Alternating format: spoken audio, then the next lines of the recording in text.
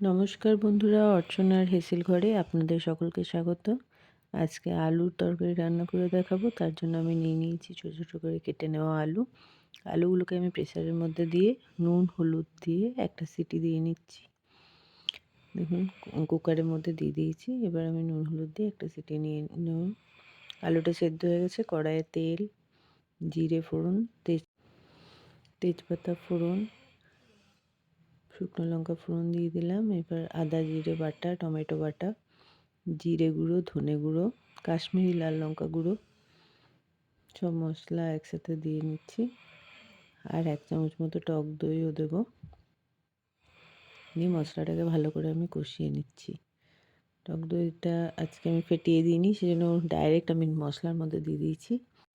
ভালো করে ফেটিয়ে নিয়ে মশলার সাথে একসাথে কষিয়ে নিচ্ছি আমি।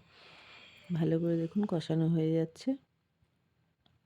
এরপরে সেদ্ধ করে রাখা আলুগুলো আমি এর মধ্যেই দিয়ে দেবো মশলার সাথে একসাথে দিয়ে কষিয়ে দিয়ে এবারে আমি ওর মধ্যে পরিমাণ মতো জল দিয়ে দিচ্ছি। আলুটা যেহেতু সেদ্ধ করাই আছে, সেজন্য আমাদের বেশি জলের প্রয়োজন নেই।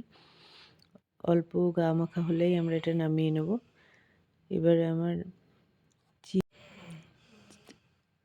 অল্প চিনি দেওয়ার পর স্বাদের জন্য ওটাকে আমি দিয়ে দিলাম। এবার আমার আলুর রেসিপিটা রেডি হয়ে গেল।